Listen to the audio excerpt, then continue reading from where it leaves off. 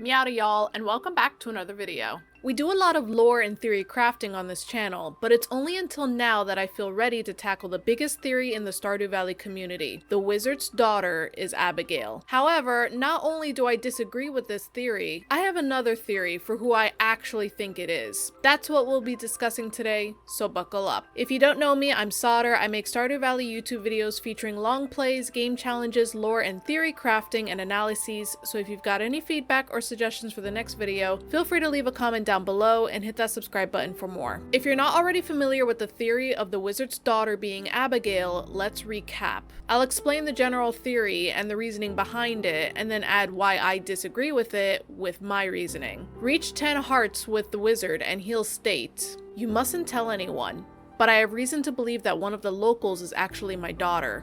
I could be mistaken. It's rare, but it does happen." There's also a theory that the wizard is in fact mistaken, but that's not that fun to explore, so let's continue. It's theorized that the local that is his daughter is Abigail for a few reasons. Number 1, Abigail states in a random dialogue, "I can't even remember the last time I dyed my hair. I swear it never fades from this color." Let me go ahead and argue this one. I always took this as a joke from Concerned Ape. You know how in cartoons characters will wear the same clothes every single day? Because it's very difficult to draw brand new outfits for characters every episode, and animators are already overworked. This joke is even done a few times on TV and is a trope called limited wardrobe. There's an episode of The Simpsons where Lisa says, "I feel like I've been wearing the same red dress forever." In fact, we can see many examples of this trope being done in cartoons, TV shows, and video games. On the TV Tropes website, there's even a paragraph that reads, "This trope is extremely common in video games, RPGs especially, to the point of having its own sub-trope in formed equipment. Often, characters will wear only one primary outfit throughout the entire course of the game. If Concerned Ape wanted to show Abigail having different hair colors, he would have to draw a different sprite and portrait for when her roots start coming in, when she bleaches it, when she recently dyed it and it's super vibrant, and then when her hair dye starts to fade a little. That's an incredible amount of work, and I just don't think Abigail's hair color is evidence for her being the wizard's daughter. What's her natural hair color? Chestnut brown. Caroline can randomly ask us, "Don't you think Abby would look better with her natural hair color? She used to have light chestnut colored hair." Her hair color is probably similar to Pierre's. Which brings us to our next piece of evidence that's used in the wizard Abigail theory. If you reach 8 hearts with Pierre, he can say to us, "Does Abigail look anything like me? Don't tell my wife, but sometimes I wonder if I'm really the father." Reach 8 hearts with Caroline and she'll say to us, "When we first moved to Pelican Town, I would take secret walks to the wizard's tower. Don't tell Pierre, he has jealousy issues." Abigail was born about a year after we moved to Pelican Town. I wonder if she'll ever experience life outside the valley. Okay, now we're cooking a little. Let's dissect this one a bit. If you become friends with Pierre, he says a few interesting things that really paints a picture for us. At 6 hearts, he can say, "You know, I used to be a pretty good boxer back in the day. My right hook was the stuff of legend." And, "No matter how well the business does, it's never enough to satisfy my desire for success. What's wrong with me? Maybe I'm just bored with domestic life. Someday I'm going to open a new shop in the city and make a killing.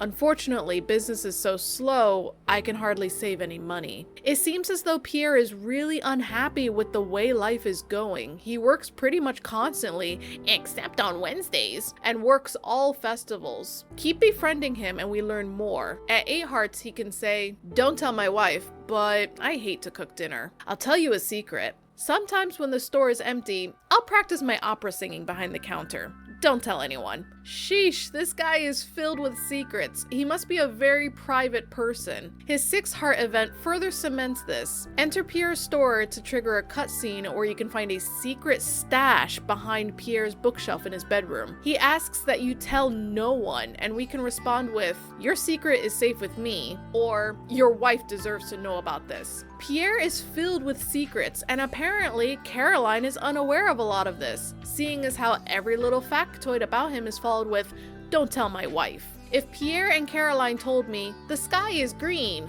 Who are you going to believe?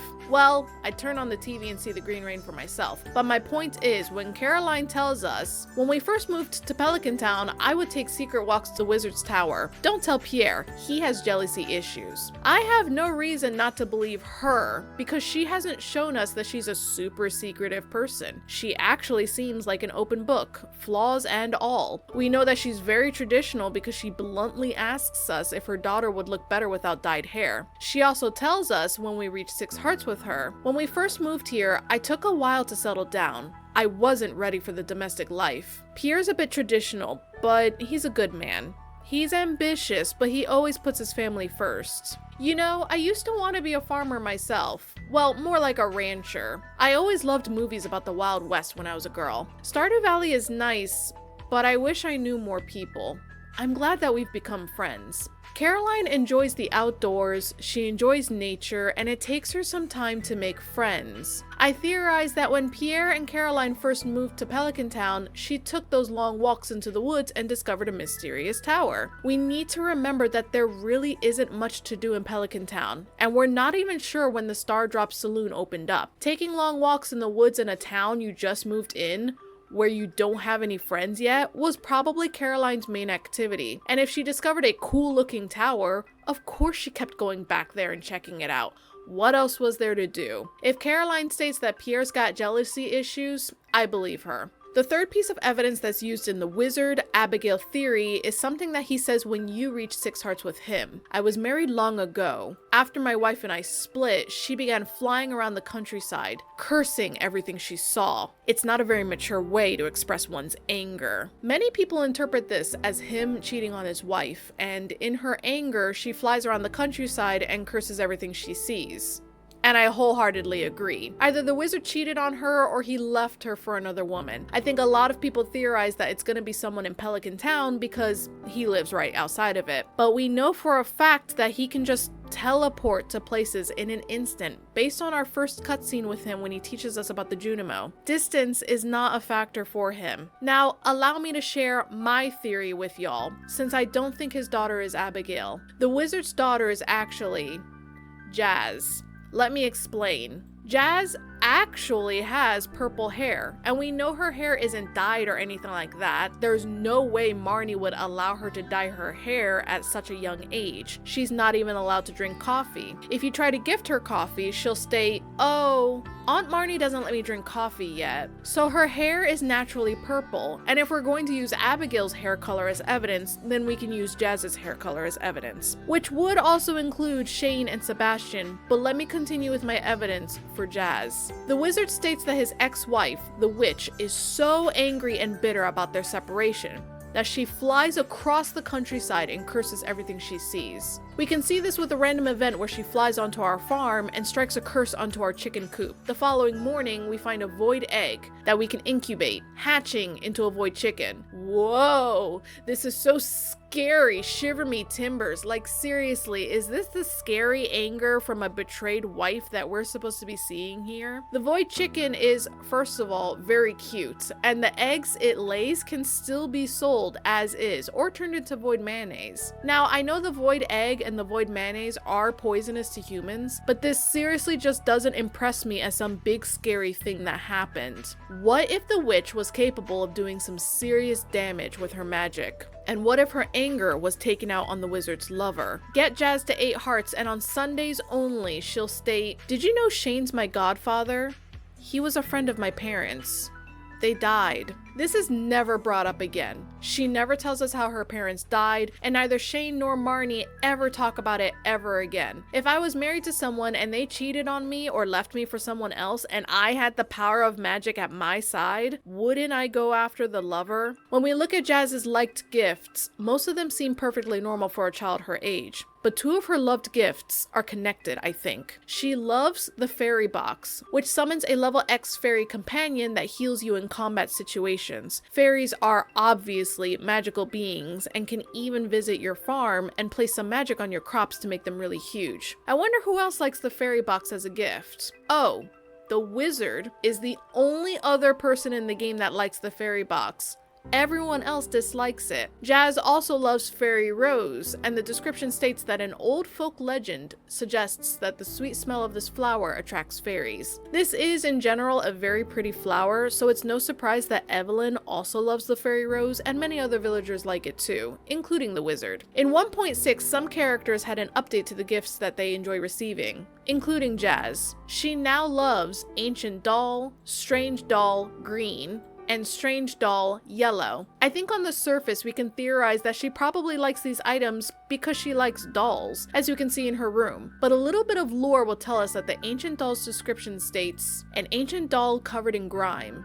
This doll may have been used as a toy, a decoration, or a prop in some kind of ritual. The ancient doll is magical, to a degree. If you turn your children into doves, a secret event can happen. Watching TV on Fall 26, the day before Spirit's Eve, and choosing ? Will show an ancient doll on the TV screen with an eerie message. You've brought this upon yourself.